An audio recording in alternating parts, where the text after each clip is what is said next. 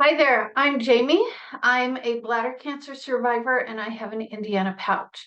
So, how often should you catheterize your Indiana pouch? Obviously, in the beginning, you do it frequently. It's every 2 hours while you're training your Indiana pouch to serve its new purpose. And so 2 hours. And then after a few days, 2.5 hours, after a few more days, if it's going well, then you can extend to 3 hours, 3.5, and 4 hours.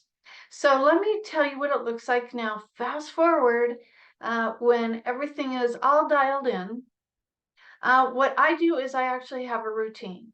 So I'm not waiting every 4 hours. I just stick to my routine. I'm very fortunate that I work from home. But even if I didn't, if I worked in an office, I would still stick to a routine so that I don't have to figure, I'm not always counting, what time did I cath. So I always cath as soon as I get up, right before breakfast or morning coffee. And then I cath again right before lunch. And then I cath again right before dinner. And then I cath last thing before I go to bed at night. So I kind of always know when the next time is I'm going to cath because I have a routine. And now I don't have to remember how long ago did I cath. I just know I'm going to do it right before the next meal. One of the really big deals to me is when the phase came where I could go all night and I could actually sleep 8 hours before I needed to cath. Now, the honest truth is those situations are rare, although they do happen. I'm a light sleeper, and so when my body starts to feel some pressure or a little tug, my body naturally wakes up and I get up and I cath. So, but let me tell you what that experience is like, because usually that's in the dark. And I want that experience to be as quiet and peaceful as possible for me. Remember the good old days where you could just get out of bed in the dark, shuffle into the bathroom, pee, and then get back, shuffle back in, crawl back in bed, and you never even turned on a light. Obviously, our process is a little bit more detailed than that, and so light is involved. So first, I want to tell you about a clock that I used during the phase where I actually needed to set an alarm every 4 hours at night in order to get up. And I don't even have a link for it, but I'm sure you can find it on Amazon. It was a clock that was shaped like this, and it was a big light.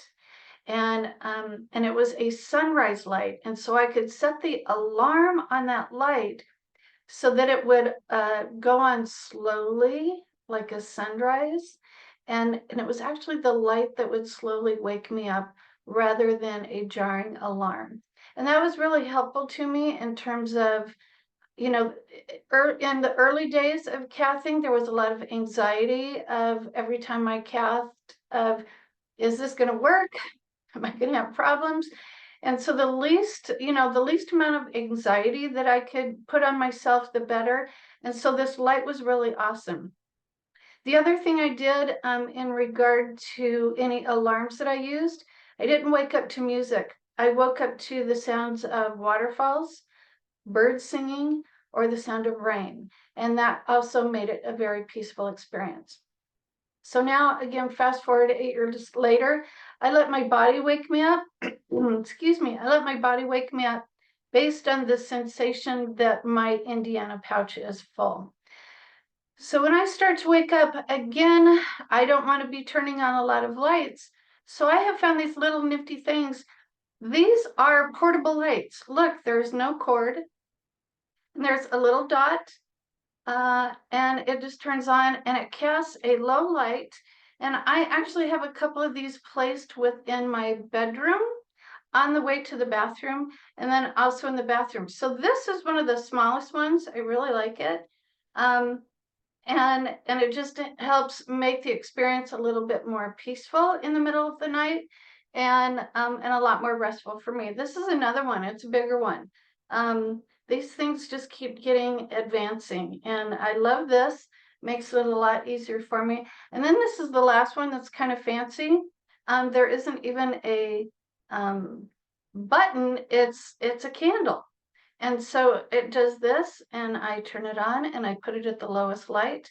I take care of my business, I turn it off, and I go get back in bed.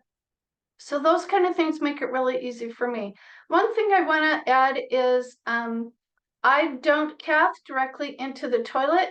I actually cath into this little container, and sometimes I actually have a mason jar with a handle. Because what I want to see is I want to see how much fluid I'm draining. So because I have a routine that really does extend out to about every 4 hours, if I'm eating and drinking normally and I cath and I only have a couple of ounces of fluid, then I know that I have not fully drained my Indiana pouch, because I know that on an average 4-hour span, I'm going to do at least 4 to 6 ounces. And so if I see that I've only drained maybe 2 ounces, then I'm going to wait a little longer and see if just with patience more fluid will drain.